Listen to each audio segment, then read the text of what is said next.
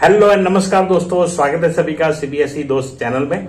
मैं आपका सीबीएसई दोस्त संजय परमार। इस वीडियो में मैं बात करूंगा आप कैसे टीएडीए फॉर्म क्लेम कर सकते हैं, क्योंकि बहुत सारे कमेंट्स, बहुत सारे मैसेजेस मुझे मिले हुए थे कि सीबीएसई के आईपीएस पोर्टल में ये सारी डिटेल नहीं आती है। और जब भी हम प्रैक्टिकल एग्जाम कंडक्ट करने जाते थे वहां पर भी पूछते थे, तो भी जो वहां पे प्रिंसिपल होते थे या जो भी पर्सन सीबीएसई का वर्क देते थे उनका सभी का कहना था कि टीएडीए के लिए कुछ आया नहीं है।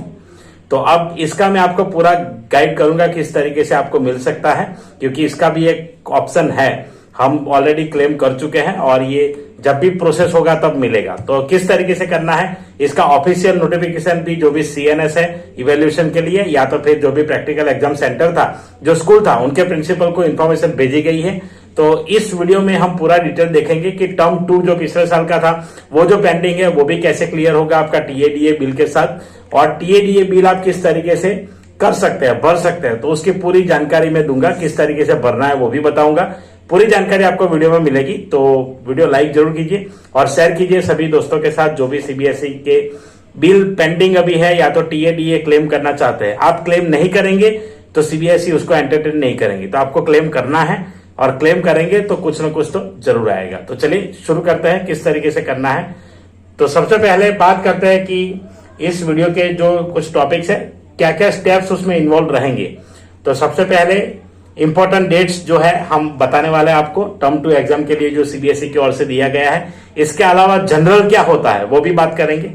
Download CBSE TADA bill PDF, आपको ऐसा पीडीएफ देने वाला हूं कि वो टीएडीए बिल किसी भी रीजन का होगा, सभी रीजन में चलेगा। आपको सिर्फ वहां से हेड ऑफिस जो है, आरओ जो है, हेड ऑफिस नहीं, रीजनल ऑफिस आरओ, उसका नाम सिर्फ आपको खुद को लिखना पड़ेगा। ऐसा पीडीएफ मैंने बनाया है, बाकी सेम पीडीएफ आप अटैच कर सकते हैं और क्लेम कर सकते हैं। तो ऐसा पीडीएफ बनाया है, आपको इस लिंक में मिलेगा। तो इसका जो आर्टिकल का लिंक है डिस्क्रिप्शन में जाइए, वहां से आपको मिलेगा। नेक्स्ट है फिलअप द इन्फॉर्मेशन रिक्वायर्ड। जैसे डाउनलोड किया उसके बाद इन्फॉर्मेशन फिलअप कैसे करेंगे वो भी गाइड करूंगा step by step. Attach the necessary tickets and bills, tickets and bills कैसे अटैच करना है, किस तरीके से होना चाहिए वो भी बताऊंगा।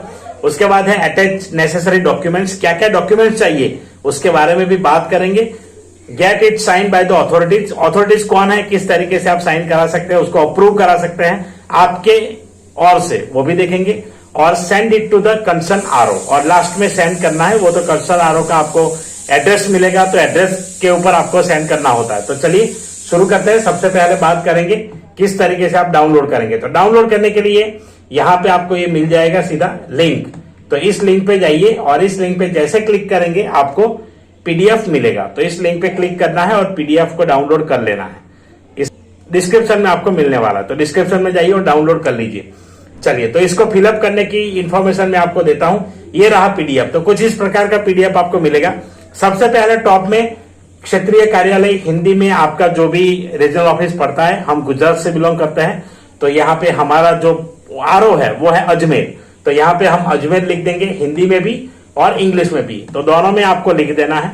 उसके बाद नेम बैंक रिकॉर्ड के अनुसार, तो याद रखें जो भी आप बैंक अकाउंट सबमिट करेंगे यहाँ पे, उस बैंक के पासबुक में किस तरीके का नाम चलता है, बैंक अकाउंट में कैसा नाम चलता है, सेम वही नाम होना चाहिए, वो यहाँ पे लिखेंगे पूरा। कार्यालय पता, अगर आपको स्पेस कम लग रही है तो छोटे अक्षरों में लिखिए और इसको कैपिटल में लिखेंगे तो अच्छा रहेगा। जब भी फॉर्म वगैरह फिलअप करते हैं तो कैपिटल से भरेंगे, अच्छा माना जाता है, तो कैपिटल से लिखिए। उसके बाद है वेतन मान व श्रेणी, तो पे स्केल एंड ग्रेड पे जो भी आपकी सैलरी स्लिप है उसके हिसाब से आपको लिखना है। और इसके साथ एक इंपॉर्टेंट डॉक्यूमेंट भी होगा, वो सैलरी स्लिप वो जाएगा। अगर नहीं है, आपको ग्रेड वगैरह नहीं मिलता, पे स्केल नहीं मिलता है, तो आप इसको खाली छोड़िए। वहां पे ऑफिस में जो बैठा है बंदा, वो मिनिमम जो भी चार्जेस होगा गवर्नमेंट के हिसाब से जो भी बनता है उसको कैलकुलेट करके आपको डीए वगैरह दे देंगे। तो डीएनएस अलाउंस जो मिलता है उसी के लिए ये कॉलम भरा जाता है। तो इस कॉलम में आपको जो मिलता है, जो भी 6 पे है, 7 पे है, जो भी है, जिस हिसाब से आपका स्कूल आपको देता है वो यहाँ पे लिखना है, ग्रेड पे को मिला करके। नेक्स्ट है फोन नंबर, आपका मोबाइल नंबर सीधा आएगा। बैंक नेम एंड ब्रांच, जो भी बैंक नेम है और ब्रांच है वो आएगा। बैंक अकाउंट नंबर, यहाँ पे अटैच कैंसल चेक मैंडेटरी, तो कैंसल चेक भी यहाँ पे अटैच करना है। वो शायद मैं नीचे लिखना भूल गया हूं, तो कैंसल चेक भी डॉक्यूमेंट में यहाँ पे है, तो वो भी अटैच कर दीजिए। आईएफएससी कोड बैंक का, वो आपको पासबुक की डिटेल से मिलेगा, जो भी पासबुक है आपके पास। यात्रा की दिनांक, डेट ऑफ विजिट और मीटिंग। अगर सिंगल डे है तो सिंगल डे लिखिए, मल्टीपल डेज है तो उसको भी पूरे बॉक्स में लिख सकते हैं। इवेल्यूएशन में जैसे हमारे क्या होते हैं कि 7 दिन, 5 दिन, 10 दिन, 11 दिन, 12 दिन ऐसे होते हैं, तो वो सारे दिन यहाँ पे फ्रॉम दिस टू दिस आप लिख सकते हैं, क्योंकि दोनों रिलीविंग आपको अटैच करना है तो दोनों में वो डेट्स आ जाएगी, तो दोनों लिख दीजिए। यात्रा बैठक का उद्देश्य, कारण, पर्पज ऑफ विजिट जो है वो इस तरीके से आएगा। तो पर्पज जो है इवेल्यूएशन है, प्रैक्टिकल एग्जाम है, वो सारी चीजें यहाँ पे आप कर सकते हैं। अब यात्रा विवरण, तो जो जर्नी की डिटेल है कैसे लिखना है, मैं एक आपको एग्जांपल देता हूं, उस हिसाब से पर डे का लिख दीजिए। अगर कुछ कम पड़ रहा है तो इसको अपने हाथ से बना करके अटैच कर दीजिए, क्योंकि ये काफी जरूरी है पर डे का। तो पर डे का सबसे पहले आपको दिख रहा है दिनांक व समय, आप घर से कितने बजे निकले, जिस जगह से आप निकल रहे हैं वो तारीख और समय आएगा, कितने बजे निकले और टाइम। उसके बाद प्रस्थान, डिपार्चर प्लेस, तो आपका प्लेस, जैसे हम एक प्लेस पे रह रहे हैं तो जहां से हम निकले वो प्लेस आएगा कि जो भी XYZ सिटी है वो। उसके बाद दिनांक, समय व डेट, ये आएगा जहां पर पहुंचे तो वो तो सेम डे ही होगा। आगमन स्थान, अराइवल एट, तो जो भी है, अगर आप पूरा टाइम उधर ही रहे हैं उस पर्टिकुलर सिटी में तो यहाँ पे जिस दिन निकले थे वहां और जिस दिन पहुंचे वो आएगा एक बार, तो ये वन वे होगा। वैसा रिटर्न का भी आपको लिखना है, बीच वाला जो है वो बीच में आप होटल का बिल वगैरह अटैच करेंगे तो उसमें आ जाएगा।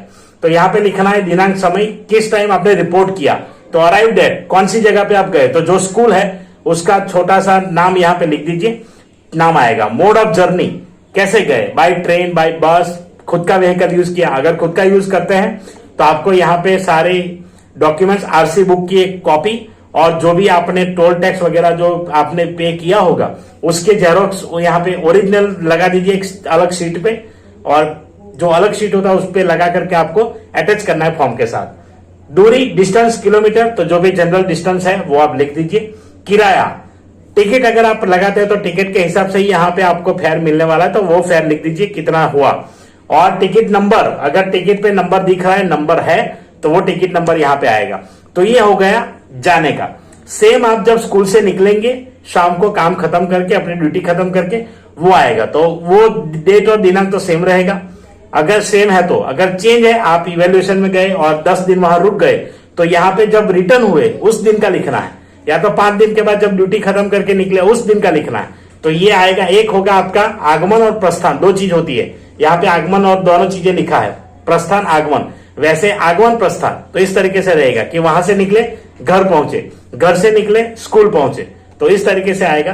तो ये आपको वन वे भरना है। तो दूसरे में लिखिए, अब जो स्कूल से आप निकले उसका डेट और दिनांक, जो भी टाइम है, अगर हर रोज जाते तो हर रोज का पर डे का भरना पड़ेगा। उसके बाद है स्थान, डिपार्चर प्लेस, तो जो है वो आएगा। डेट एंड टाइम, घर कितने बजे पहुंचे उसका आएगा, सिटी वगैरह, अराइवल एट, कब पहुंचे। मोड ऑफ जर्नी, कौन सा रहा आपका मोड ऑफ जर्नी। तो इस तरीके से जितने भी दिन हैं वो दिन सारे यहाँ पे लिख दीजिए वन बाय वन, एक जाने का, एक आने का, जाने का आने का, जाने का आने का, इस तरीके से डेट यहाँ पे रहेगा। अगर एक ही बार गए फिर रह गए वहां पे, तो लास्ट डे का जब निकलेंगे वो डालेंगे, तो इस तरीके से आएगा। नेक्स्ट जो है यहाँ पे DA, फूड चार्जेस, तो इन दिनों में आपने जो भी फूड चार्जेस आपने पे किए हैं उसके सारे बिल्स लगेंगे, वो भी डे वाइज लगाने हैं। तो सभी अलग अलग शीट्स में डे वाइज, टिकट है तो टिकट्स, या फिर होटल का बिल है तो लास्ट में आएगा। हर रोज के जो खाने के बिल है वो एक पेपर पे लगा दीजिए डे वाइज, तो डे वाइज होगा तो आपको कैलकुलेशन में भी अच्छा रहेगा। और बिल में जो फाइनल अमाउंट है उसको साइड पे लिख के कैलकुलेट करते जाइए और टोटल पेज वाइज कर दीजिए। तो इससे क्या होगा, आपको भी टोटल करने में आसानी होगी, जहां पे वो बंदा क्लेम पास करेगा उसको भी इजी रहेगा। तो दोनों चीजें कर दीजिए टोटल मिला करके। उसके बाद है बोर्डिंग एंड लॉजिंग, तो ये आएगा आपका होटल का बिल। अगर आपने होटल या गेस्ट हाउस जो भी आपने इतने दिनों में यूज किया है उसका जो भी बिल होगा वो। रेम्यूनरेशन, सिटिंग अलाउंस अगर कोई है तो यहाँ पे आएगा, जबकि ये हमारे किसी भी केस में एप्लीकेबल मुझे नहीं लगता है। अगर है तो आप लिख दीजिए। मुझे क्यों नहीं लग रहा है, क्योंकि आपको 250 रुपये कन्वेंस मिल रहा है, वो इसमें ये कंसीडर हो जाएगा।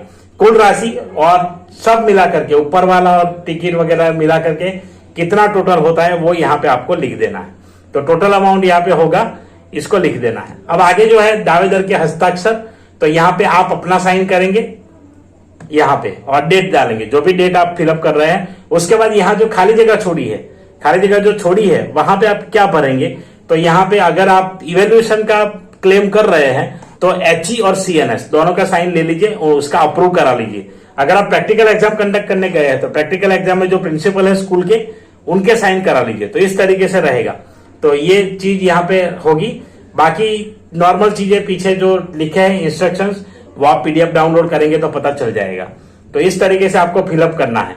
अब ये फिलअप हो गया। फिलअप करने के बाद जो जो डॉक्यूमेंट्स नेसेसरी है उसकी बात करते हैं। तो सारे अलग अलग टिकट्स बिल्स जो भी हैं अलग अलग शीट ऑफ पेपर पे डे वाइज आप लगा दीजिए, चिपका दीजिए और इसको इस फॉर्म के साथ अटैच करना है। उसके बाद गेट इट साइन वो बात कर चुके हैं हम। और फिर आपको क्या क्या डॉक्यूमेंट चाहिए, तो सैलरी स्लिप चाहिए सबसे पहले, relieving orders of the both school, आपके स्कूल का और सेंटर का, अगर प्रैक्टिकल एग्जाम है तो वहां का, या तो फिर आपके पास इवेल्यूशन का होगा तो इवेल्यूशन का, और भी कोई ड्यूटी है तो उसके हिसाब से कर सकते हैं। जैसे आपको सेंटर सुपरिटेंडेंट की ड्यूटी दी गई तो उसमें भी रिलीव होंगे, तो वो जो भी ऑब्जर्वर की ड्यूटी है, कोई भी टीएडीए बिल क्लेम करते हैं तो उसमें डॉक्यूमेंट जरूरी है। कैंसल चेक ऊपर जैसे बात किया था वो भी अटैच करना पड़ेगा और टिकट्स सारी पेस्ट करके आपको अटैचमेंट लगाना है। अपॉइंटमेंट लेटर, तो जो अपॉइंटमेंट आप हुए उसका भी लेटर का एक कॉपी आपको लगाना होगा। तो इतनी चीजें इसमें लगेगी। तो इतनी चीजें आप लगा करके उसको एक एनवेलप में डालिए, रीजनल ऑफिस का एड्रेस डालिए, टू द रीजनल ऑफिस लिखना है, अकाउंट डिपार्टमेंट आप लिखना चाहे तो मेंशन कर सकते हैं। उसके बाद आप इसको भेज दीजिए। अब भेजने के बाद इसका लास्ट डेट जो है उसकी बात करें तो लास्ट डेट जनरली टर्म 2 के लिए इस बार सर्कुलर भेज के लिखा गया है कि 24/5 से पहले प्रोसेस हो जाना चाहिए। तो आरओ में आपका जो फॉर्म है वो 24/5 तक उनको रिसीव हो जाना चाहिए। जनरली क्या होता है, तो जनरल ये है with in 60 days after completion of duty. कुछ टीचर्स का कहना था कि जो रिजल्ट आता है उसके 60 दिन, ऐसा नहीं होता। आपका जो ड्यूटी खत्म हुआ उसके 60 डेज तक आरओ तक पहुंच जाना चाहिए। तो ये है, वहां पहुंच जाना चाहिए। 60 डे में आप प्रोसेस स्टार्ट करेंगे ऐसा नहीं है।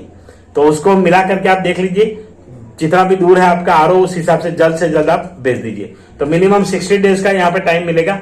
उसके बाद जो भी बिल पास होगा आपकी सैलरी स्लिप के हिसाब से, अगर सैलरी स्लिप नहीं है तो जैसे मैंने बताया मिनिमम जो भी है गवर्नमेंट के रूल के हिसाब से आपको मिलने वाला है। तो सैलरी स्लिप अगर है तो अटैच कीजिए, नहीं है तो कोई दिक्कत नहीं है। स्कूल पे फोर्स मत कीजिए। अगर स्कूल बना करके दे देता है तो अच्छी बात है। बहुत सारे अच्छे स्कूल तो देते ही हैं, तो वहां पे डायरेक्ट आपको अटैच करना होगा। तो आई होप आपको वीडियो पसंद आया होगा। काफी समय से कुछ कमेंट्स और मैसेजेस, ईमेल्स वगैरह आए थे मेरे पास कि सर किस तरीके से क्लेम करें।